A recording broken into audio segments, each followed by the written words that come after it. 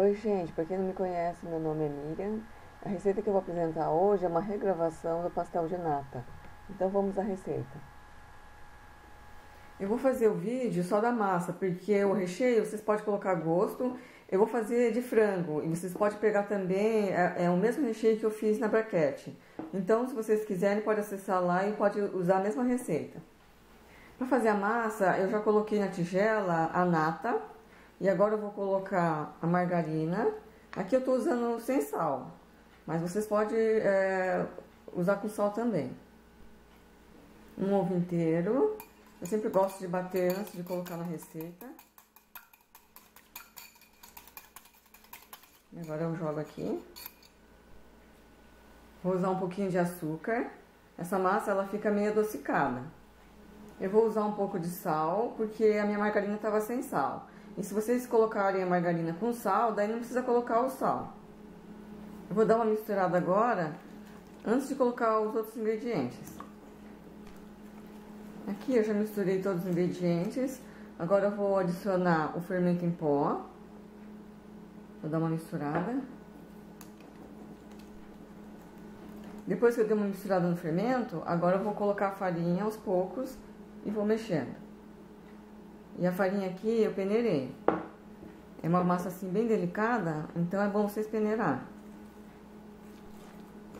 Agora chegou um ponto que tem que mexer com a mão, porque a massa já fica toda no fouet.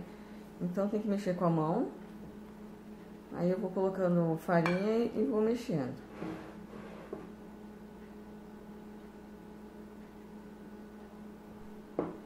Aqui eu já adicionei toda a farinha na massa e depois de pronta a massa fica assim. Ela fica macia e tem que colocar farinha até desgrudar da mão. Ela fica bem gostosa de mexer. E quanto à quantidade de farinha, nunca a gente tem uma medida certa de quantidade de farinha para colocar numa massa, porque vai depender muito do tamanho do ovo que vocês forem usar, depende de quanto vocês colocaram de margarina na colher. Então nunca tem uma medida exata. Então vocês têm que se preocupar com a consistência da massa, o ponto da massa. E o ponto da massa é esse daqui. Quando tiver assim é porque já tá bom. Eu vou colocar as medidas lá, mas vocês não podem se ater só às medidas que eu vou colocar lá. Vai depender muito da quantidade que vocês forem utilizar. Agora eu vou abrir a massa, eu coloco um pouquinho de farinha e abro ela com um rolo. Peguei só um pouquinho dela aqui. Ela é bem gostosa de trabalhar com essa massa. Então aí vocês colocam farinha para não grudar no rolo e vai abrindo na espessura que vocês querem. Agora que eu já abri a massa, eu pego um copo e vou fazendo círculos. Eu peguei um copo bem grande, mas vocês podem pegar o tamanho que preferir. Aí agora é só colocar o recheio. Eu abri nessa espessura, 1 centímetro mais ou menos. Agora eu vou colocar o recheio, então eu vou colocar um pouquinho de requeijão cremoso. Aí eu coloco primeiro. E depois eu coloco o frango. Aí o frango aqui tem que deixar, não pode deixar com caldo. O recheio tem que estar sempre seco. E agora é só fechar as pontas assim. Fecha bem aqui, não precisa passar nada na massa para fechar. É só fazer assim. E nem precisa passar garfo também. É só apertar assim que ela não abre. Agora eu vou fazer todos assim. Aqui eu já modelei todos. E renderam 39 unidades nesse formato que eu fiz. E a forma, vocês não precisam untar não, pode deixar desse jeito mesmo sem untar. E agora eu vou pincelar. Agora eu pincelo com gema e um pouquinho de óleo. E não pode deixar cair na forma a gema, porque depois para desenformar ele fica difícil. Então, pincela assim com bastante cuidado, para não cair na forma. E agora eu vou pincelar todos e vou levar para assar. Aqui os pastéis já assaram e leva em torno de 20 a 25 minutos para assar.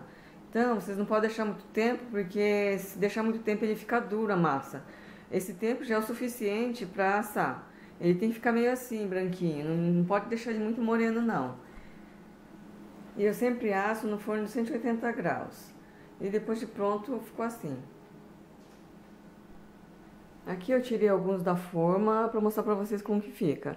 Vou pegar um e vou cortar para mostrar como que fica por dentro.